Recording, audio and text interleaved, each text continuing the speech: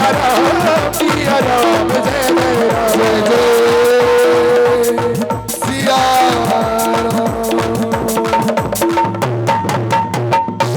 बोले राघवेंद्र सरकार की जय।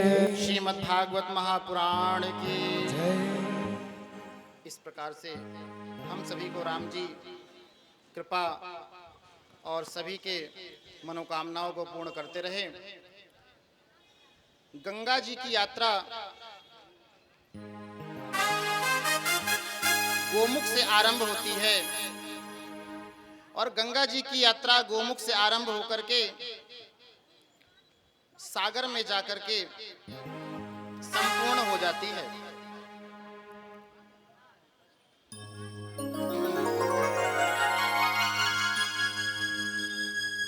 जिस समय गंगा जी गोमुख से निकल रही हैं, रास्ते में बड़ी बड़ी पहाड़ियों से होते हुए बहुत से चट्टान मिलते होंगे, बहुत सी झाड़ियां मिलती होंगी।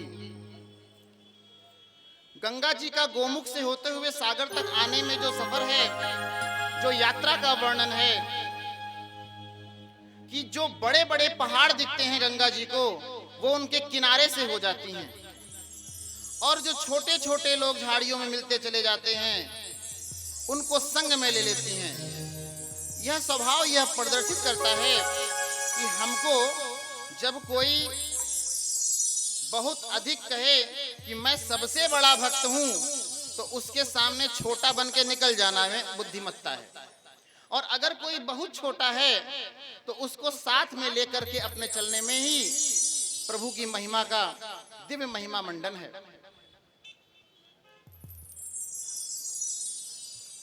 ऋषियों ने गंगा जी से पूछा कि पूरे सभी के सभी भारतवर्ष से अन्य जगहों से भी लोग आकर के स्नान करते हैं और गंगा जी आपको वरदान प्राप्त है कि पापियों के पाप को नष्ट करना। वही कार्य भागवत जी का भी है। तो कहने का अर्थ यह है, गंगा जी से ऋषियों ने पूछा कि सबसे अधिक पापी तो आप होती हैं। क्यों? क्योंकि जितने भी लोग हैं, मनुष्य हैं, जीव हैं, वह सब आकर के इसमें स्नान करते हैं, अपने पाप को धोकर चले जाते हैं। तो गंगा आप तो सबसे ज्यादा पापी हो गई। तो गंगा ने उत्तर दिया, ऋषियों ऐसा बिल्कुल भी नहीं है,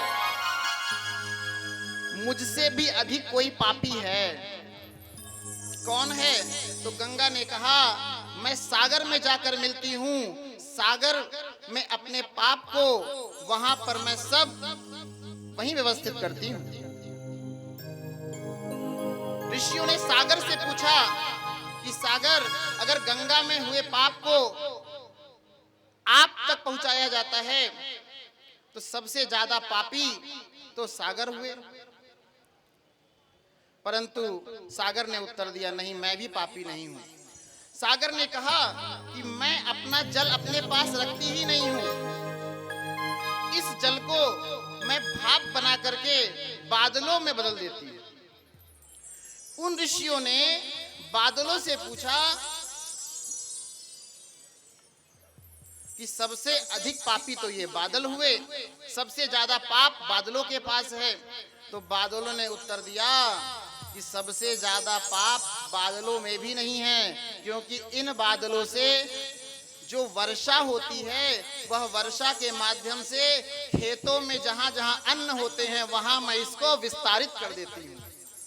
अब यह पाप कहां कहां पहुंचता है? जो हम पुण्य की कमाई करते हैं, पुण्य के द्वारा किए गए अर्जित धन से जो अन्न घर में लाया जाता है, वह आपको फलदायी होता है, और जो पाप के धन से लाया गया अन्न होता है, वह समस्त परिवार को नष्ट कर डालता है।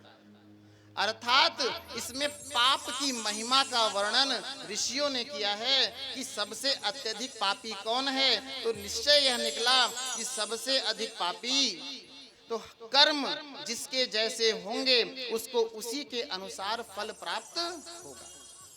कर्म प्रधान है। एक बार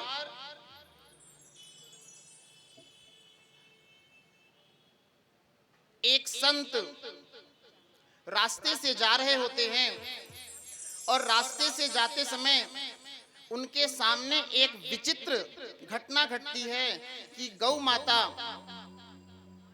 एक कीचड़ में फंस करके, दलदल में फंस करके रमा रही थी। जब दलदल में फंस करके रमा रही होती हैं तो संत का स्वभाव क्या होता है कि दूसरों पर दया करना। उन्होंने उन गौ माता पर दया करी और उससे बाहर निकाला। इससे पूर्व एक घटना हुई थी कि उसी रास्ते से चोर निकल रहा था। उसी रास्ते से वो चोर निकल रहा था। जब वह चोर गौ माता को फंसा हुआ देखता है तो उस पर पैर रख करके आगे बढ़ जाता है और आगे बढ़कर के जैसे आगे बढ़ा तो उसको बहुत सारा खजाना मिला। वह बहुत प्रसन्न हुआ, मुझे आज चोरी करनी ही नहीं पड़ी। परंतु जिन संत ने उन गौ माता की रक्षा करी, रक्षा करके उन्हें उस दलदल से बाहर निकाला, जैसे ही वो आगे बढ़ते हैं एक गड्ढे में गिर करके उनका पैर टूट जाता है।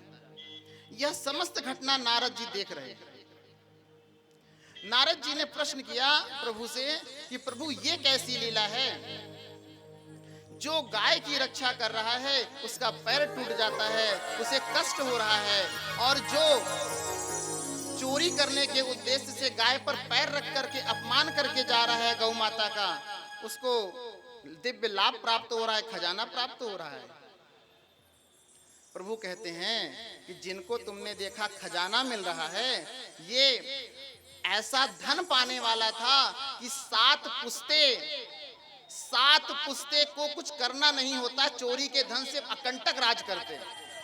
परंतु गौ माता पर पैर रखने से अपराध बना, और अपराध बनने से वो जो खजाने से बड़ा खजाना मिलने वाला था, जिससे 7 पुश्ते बैठकर घर पे खाना खाती, वो कुछ नहीं करना पड़ता, वह कार्य असफल हो गया। और जिन संत की आप बात कर रहे हैं, जिन संत महात्मा ने गौ माता की रक्षा करी है, इन संत महात्मा की गड्ढे में गिर करके मृत्यु लिखी थी आज के दिन। और जैसे ही इन्होंने गौ माता की रक्षा करी, इनके पुण्य अर्जित हुए। उस पुण्य के अर्जन का ही यह प्रभाव था कि उनका एक पैर टूट गया। कुछ 3-4 महीने 5 महीने तक आराम करेंगे और फिर से वह दिव्य रूप से चलने लगेंगे। ये प्रभु की लीला है। कभी भी अच्छे कर्म को करने के बाद अगर आपको कष्ट मिल रहा हो तो मन में यह विचार मत कीजिएगा कि हमने कर्म अच्छा किया तो खराब किया। यह विचार कीजिएगा, हो सकता है ये जो दुख की घड़ी आई हुई है, यह दुख की घड़ी बहुत ज्यादा समस्याओं से ग्रसित होने वाली होती, परंतु ठाकुर जी की ऐसी कृपा बनी कि कम में ही टल गया। इसीलिए सत्कर्म, अच्छे कर्म, पुण्य को सदैव करते रहना चाहिए। बोले श्रीमन नारायण भगवान की। आइए अब हम सभी प्रवेश करते हैं श्री कृष्ण जन्मोत्सव की ओर, क्योंकि इसमें अधिक समय भी लगेगा, बधाई भी बजेगी और सभी माताएं बहनें नृत्य करने के भी उद्देश्य से आज आई हुई हैं कि अमने का लाला आ रहा है और ठाकुर जी का आगमन हो रहा है। और सभी लोग मिलकर के